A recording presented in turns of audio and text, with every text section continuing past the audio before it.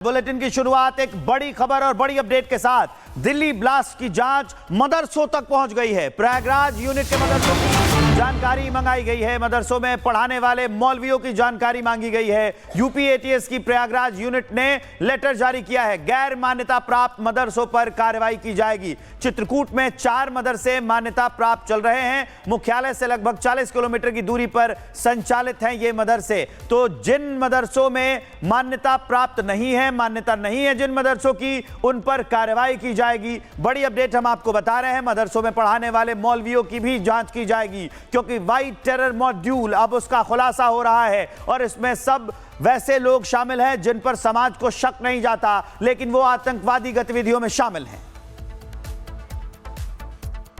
जनपद चित्रकूट में 4 मदरसे जो मान्यता प्राप्त हैं वो संचालित हैं और इनका बराबर निरीक्षण किया जाता है मेरे द्वारा। किसी प्रकार की ऐसी गतिविधि पाई जाती है तो तत्काल प्रभाव से कार्रवाई की जाएगी। अभी तक ऐसी कोई गतिविधि संज्ञान में नहीं आई है। कोमल और पलक हमारी 2 सहयोगी ग्राउंड जीरो से जुड़ी हुई हैं। हम आपको सीधे उनके पास लिए चलेंगे। अभी जितने मदरसे हैं जो अवैध पाए जाएंगे, अवैध गतिविधियों में होंगे, उन पर कार्रवाई की जाएगी। पलक, ये बड़ी खबर है और इससे अभी और कई राज खुलेंगे। खबर यह है कि जितने मदरसे हैं जो अवैध रूप से बने हैं और जितने उसमें मौलवी पढ़ाते हैं, सबकी जांच की जाएगी। बिल्कुल, देखिए विवेक, लंबे समय से हम देख रहे हैं कि मदरसों को लेकर, उनकी रजिस्ट्रेशन को लेकर उत्तर प्रदेश सरकार काफ़ी सीरियस भी नजर आई है। लेकिन अभी अगर हम बात करें दिल्ली ब्लास्ट केस को लेकर, जितने भी एजुकेशनल इंस्टीट्यूट है उनकी तो जांच की ही जा रही है। जहां जहां पर शाहीन ने पढ़ाया उन छात्रों को भी लगातार ट्रेस किया जा रहा है, उनसे भी जाँच की जा रही है।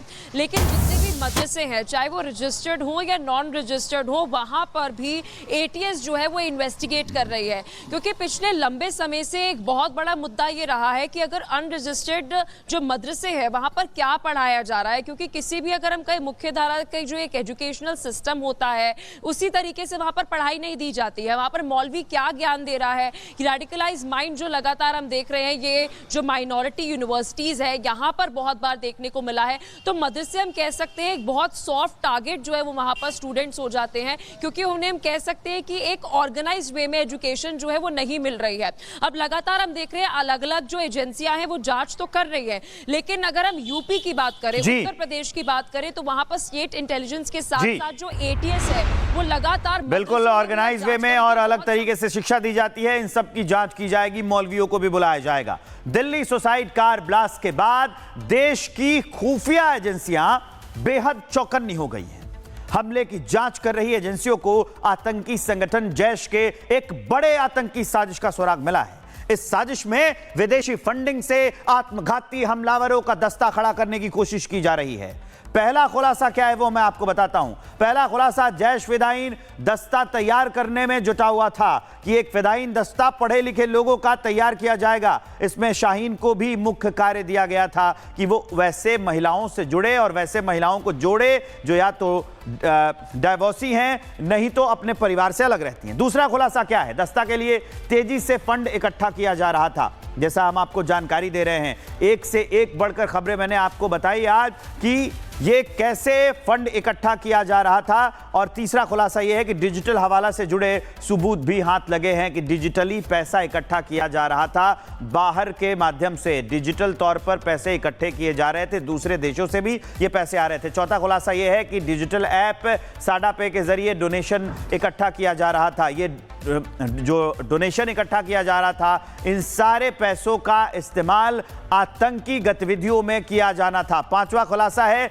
दस्ते में महिलाओं को जोड़ने की साजिश थी। दिल्ली सुसाइड कार ब्लास्ट के बाद देश की खुफिया एजेंसियां चौकन्नी हो गई हैं, हमले की जांच कर रही हैं। एजेंसियों को आतंकी संगठन जैश के एक बड़े आतंकी साजिश का सुराग हाथ लगा है। इस साजिश में विदेशी फंडिंग से आत्मघाती हमलावरों का दस्ता खड़ा करने की कोशिश की जा रही है। हालांकि इस आतंकी नेटवर्क को जड़ से खत्म करने की मुहिम भी शुरू हो गई है।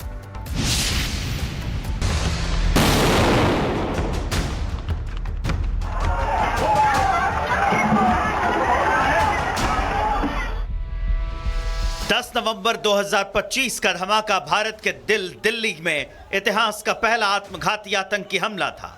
फिदायीन आतंकी उमर ने I-20 में फिट किए गए विस्फोटक से कार समेत खुद को उड़ा दिया। इस धमाके से जान और माल का काफी नुकसान हुआ था। अब खबर आ रही है कि जैश आतंकी उमर जैसी दूसरे सुसाइड बॉम्बर की टोली खड़ा करने की कोशिश कर रहा था। ऑपरेशन सिंदूर के दौरान भारत ने पाकिस्तान में मौजूद आतंकी मसूद अजहर के ठिकानों को तबाह कर दिया था। पाकिस्तान के बहावलपुर में मौजूद मसूद के टेरर कैंप पर हुए मिसाइल अटैक में उसके कई साथी आतंकी और करीबी रिश्तेदार भी मारे गए थे। इस हमले में मसूद अजहर जिंदा बच गया था। अब मसूद इसी हमले का बदला लेने की साजिश रच रहा है। खुफिया एजेंसियों के सूत्रों के हवाले से खबर है कि पुलवामा और दिल्ली जैसा आत्मघाती हमला करना चाहता था जैश। हमलों के लिए फिदायीन आतंकी का दस्ता बनाने की कोशिश की जा रही है। महिलाओं को भी सुसाइड बॉम्बर बनाने वाली साजिश रची जा रही है। कार बम धमाकों से अहम ठिकानों, सुरक्षा बलों को निशाना बनाने की साजिश है। बड़े शहर, भीड़ भाड़ वाले इलाके और धार्मिक स्थल आतंकियों के टारगेट पर हैं। सिर्फ कश्मीर ही नहीं, दिल्ली, राजस्थान, यूपी समेत देश के कई बड़े शहरों पर हमले की प्लानिंग है।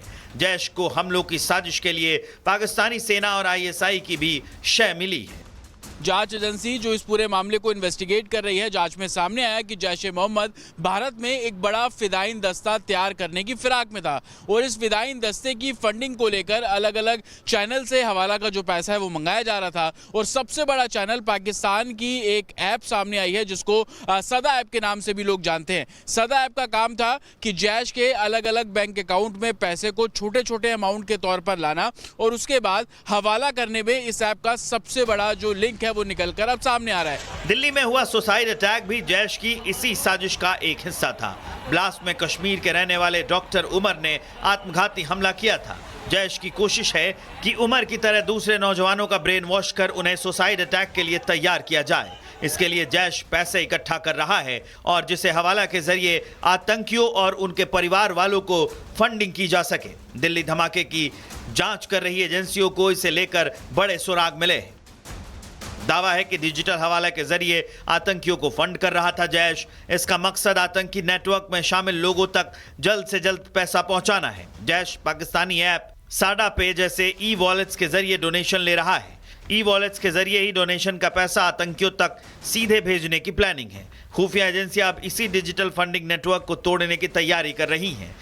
तो पिछले साल से ये पूरा मॉड्यूल खड़ा करना शुरू किया, लोगों को उसमें जोड़ना शुरू किया, वाइट कॉलर लोगों को इस मॉड्यूल के साथ जोड़ना शुरू किया और उसके बाद की तस्वीरें सभी ने देखी कि चाहे वो शाहीन हो, मुजम्मिल हो, उमर हो, आदिल हो, ये सभी लोग इस मॉड्यूल के साथ जुड़ते चले गए और जैश का फिदायीन मॉड्यूल कैसे कैसे बढ़ता चला गया और उसकी तस्वीरें लाल किले के बाहर हुए धमाके में हर किसी ने देखी। लेकिन सबसे बड़ी बात, हवाला के जरिए जो पैसा आ रहा था, सदा ऐप के जरिए वो पैसा जैश के अलग अलग बैंक अकाउंट में पहुंच रहा था और उस पैसे को बहुत इजीली छोटे छोटे अमाउंट में ट्रांसफर करना ताकि किसी को पता ना लगे, किसी की नजर उस फंडिंग पे ना हो।